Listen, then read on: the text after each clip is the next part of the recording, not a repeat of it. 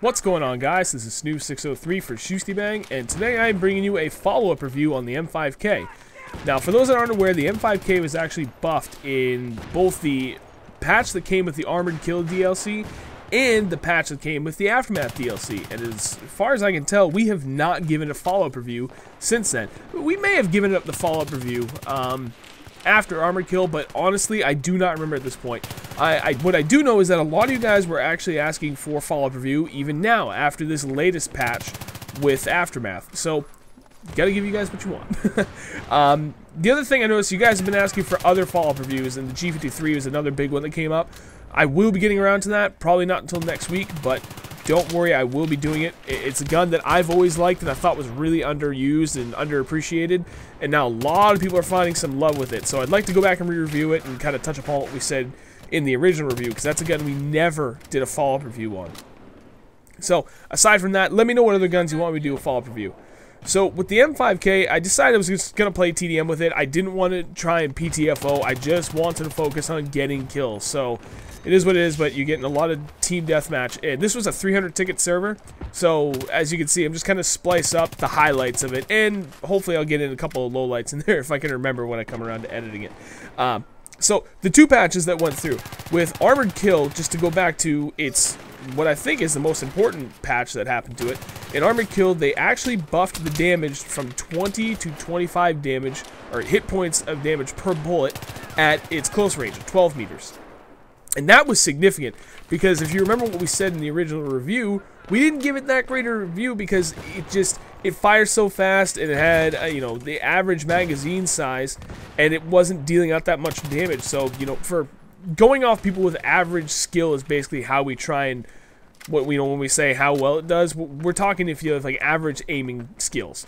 It just wasn't that impressive of a gun. Like, yeah, it was fairly accurate with its hip-fire accuracy with a laser sight, but just because it was only 20 damage, it didn't really wow us. So it got bumped to 25 damage, and that made a significant impact on this gun. So I thought that that was perfect. They really balanced it out really well, given the super high rate of fire and its recoil and everything. It needed that 25 damage, if you ask me.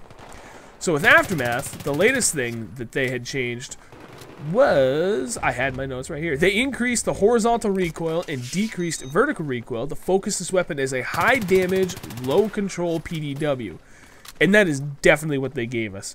You know, the thing that how you want to use your PDWs is run and gun style. Maybe not run and gun, but you want to get up close and personal, rely on that close quarters range from maybe 15 meters or less, but ideally you want to get no farther than the minimum effective range. You know what I mean? Like, some guns it's 8 meters, some I think it's even 10 or 12. You know, in the case of the M5K, it's 12 meters. And that's what I really tried to do. I wanted to try and force all my engagements where the gun would do its best.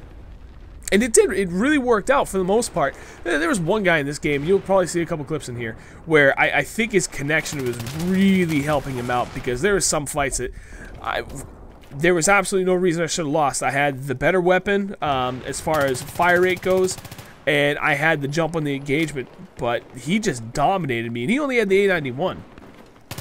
So, long range, this gun is just not going to cut it. You can kind of make it work, but it's not what's best suited for. So, you want to try and stick to the medium to close range. Being it, you know, a PDW and a smaller, more compact weapon, you can go ahead and rely on the hipfire. It's actually got really, really impressive hipfire accuracy. You know, especially if you throw in that laser sight, obviously it buffs that even more, so it's better. So as far as how this gun performed, I actually really, really enjoy it. It's one of my top PDWs now. I'd put it almost right up there with the P90. It's an incredible gun. I think DICE has done a very, very good job with balancing it out. It really excels in close quarter combat. It's great while using a foregrip, because you've increased the horizontal recoil, so that foregrip becomes even more important, and decrease the vertical recoil. So that combination, foregrip is your best friend. Coupled with the laser sight, it's exactly what they want. It's the high damage, low control PDW. I found it was really best suited when I was using the sprint perk, but ideally you want to be playing with a teammate that has squad ammo, or vice versa. So long as you can get that combination of squad ammo if you're not going to use it in the support class, and squad sprint so you can move around a little bit faster. That's where I found where this gun really excelled, and I actually preferred to use it while running as an assault player because you're inside of that 12-meter range. You are going toe-to-toe with all your enemies. You're gonna take damage. And if you want to continue those streaks and really make them last, you need that health pack. You need to get in quick, get a couple of kills, clear a room, whatever, get back out, throw out a med pack, heal yourself up real quick, and then get right back into the action after you're reloaded. And I liked it. The gun's great. It's something that I'm definitely going to put a little bit more time into because it is enjoyable. I don't think it's easy mode by any means. It's not overpowered, and for those of you that haven't seen the video, there are no overpowered guns, and I'll even put the link in the description of the video so you can go and see what I'm talking about for anyone that hasn't seen it. It's not overpowered. Anyone that cries about it, don't worry about it. It's not. There are no overpowered weapons in this game. It's a good gun. It's totally balanced out. I love it. If I had to re-rate it, it's a 5 out of 5. It's a fantastic PDW, you know, used within its limits. If you try and go those long ranges, you really gotta be patient and do, you know, your controlled burst fire. And yeah, you can get the kill, but it's a waste of your time. It's not something you want to do unless you absolutely have to. Take this thing to the front line, be the hero, jump in there first, ahead of your entire team, and get some room clearing done. That's what this weapon is built for. It is fantastic. I love it. Again, 5 out of 5. I know. Go ahead in the comments. Let me know what you guys think of this gun.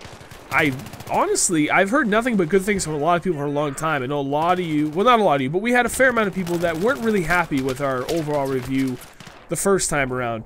But it's changed a lot. It's changed significantly, in fact, since then. And it's nothing like to what it was when we did the original review. Alright, I'm done rambling. That's going to wrap it up. Again, this is Snoop603 for Shustybang. Please leave a comment for, you know, 2 things that I've asked. One, what other weapons do you want to see me do a follow-up review on other than the G53, because that's already planned.